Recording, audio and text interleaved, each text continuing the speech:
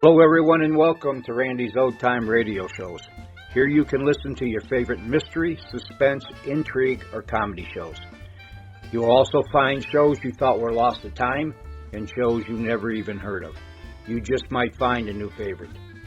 If you appreciate my efforts to bring you these shows, please consider leaving a comment, giving a thumbs up, and if you really enjoy these shows, please consider supporting the channel. Now sit back, close your eyes, and enjoy another Old Time Radio Show.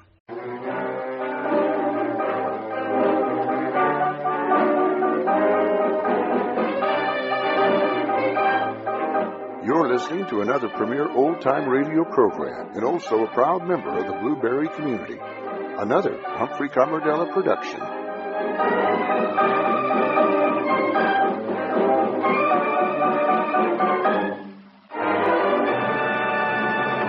No soap. What's more, no other suds, no other washing product known will get your clothes as clean as Tide. Yes, Procter & Gamble's amazing Tide promises you the cleanest wash that ever came out of your washing machine. That's because Tide, with its new miracle suds, not only leaves clothes free from dirt, it removes dingy soap film too.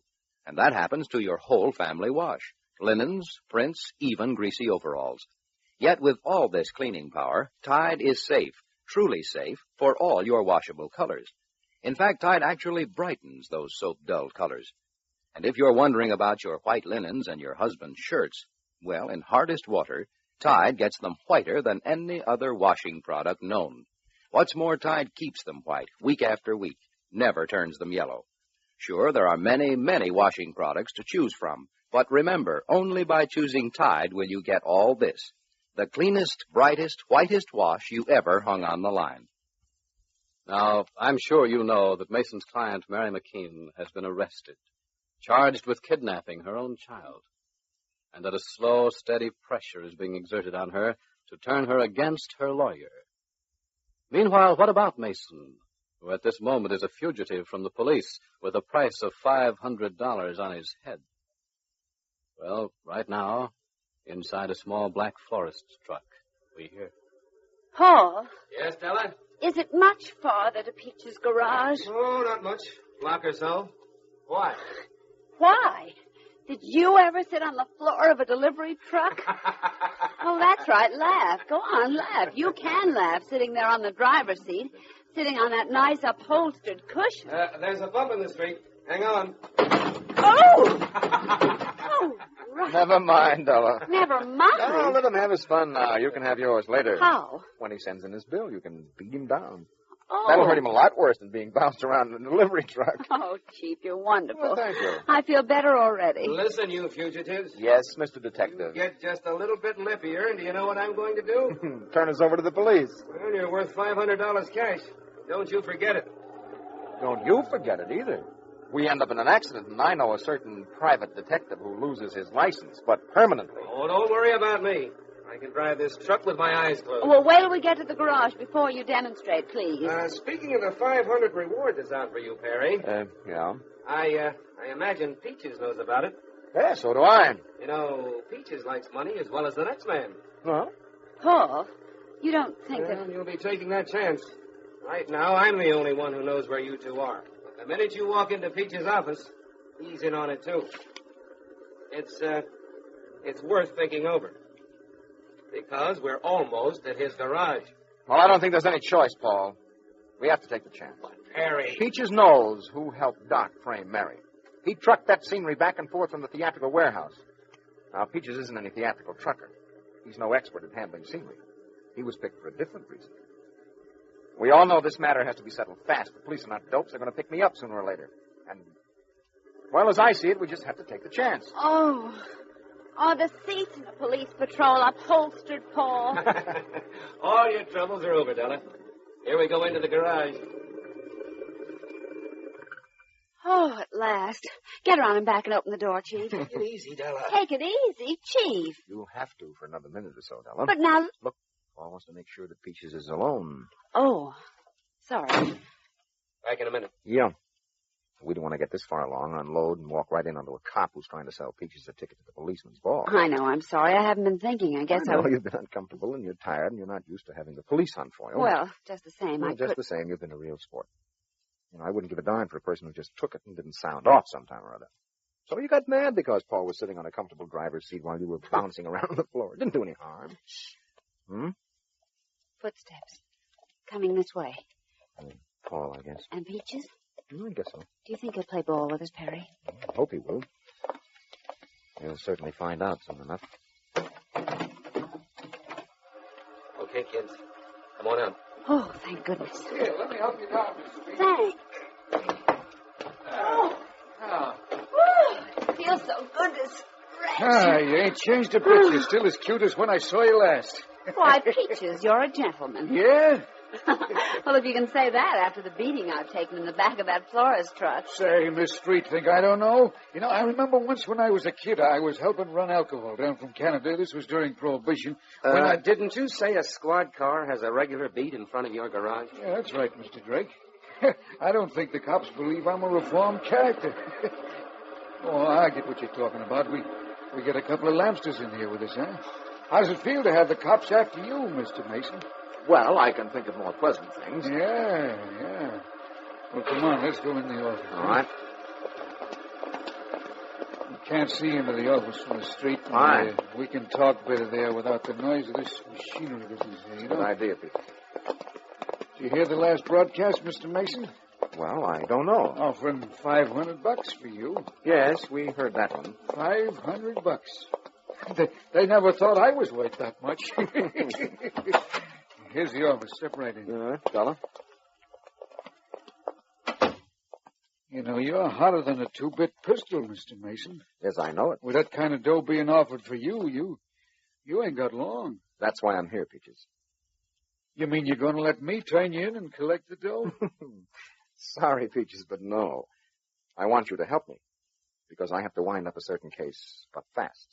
There'll be a squad car by inside of 10 minutes. I could use that $500, Mr. Mason. Yes, I don't doubt it. And besides, it put me in solid with the cops. They just won't believe me when I say I'm reformed. Peaches. And then there's this angle. Suppose they find you went in here to talk to me. Let's quit the kidding, Peaches. A guy like me don't have a chance to turn in on a score every day. Not for $500. Look, are you figuring to turn me in? Well, it's an awful temptation, Mr. Mason. Well, the squad car will be by in less than 10 minutes, according to you. Are you going to do it? Well, I'd like to, but you know me, Mr. Mason. You did me a big favor once, and, I wouldn't rat on a guy who did me a favor. Miss Street, Mr. Drake. Say, they don't know I'm kidding. Well, of course I did. Sure. In a pig's eye, they thought I was serious, Mr. Mason. You're the only one who knew I was kidding. I must be getting a bad reputation. Well, we've all been under a strain, Peaches. Well, Miss Street here should have known better. I'm sorry, Peaches, but We're I in guess... quite a rat race, Peaches. Well, now, look, My client is going to be indicted Monday. Yeah? Yeah, for a crime of which he's innocent.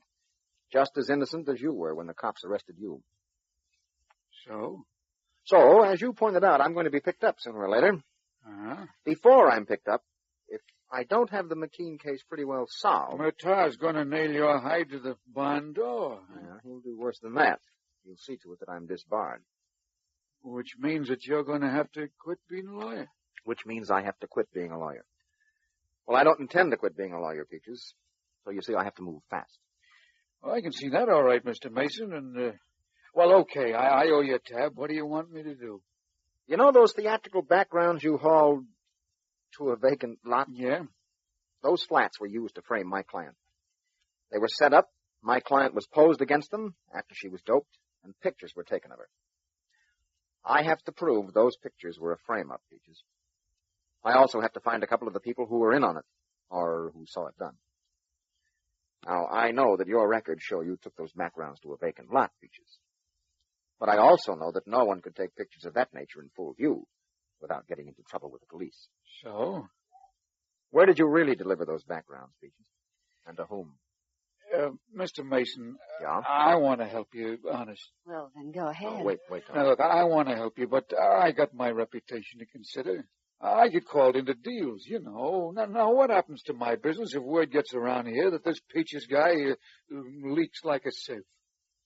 You see, Mr. Mason, I just can't go around naming names and handing out addresses. You wouldn't expect me to do. On the other hand, Peaches.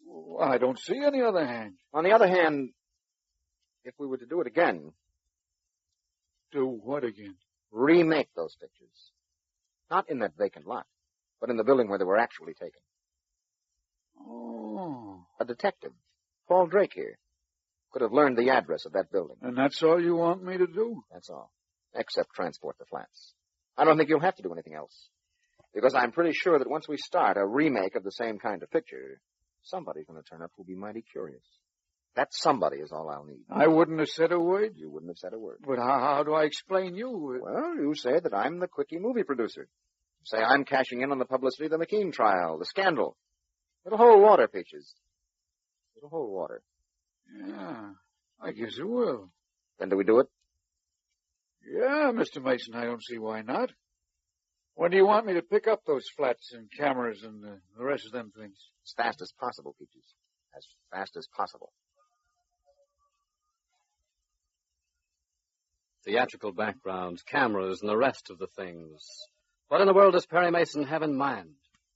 Well, whatever it is, of this we may be sure, the time and the space in which he has to move, in which he must prove himself and Mary McKean innocent, is dwindling, dwindling, dwindling, until...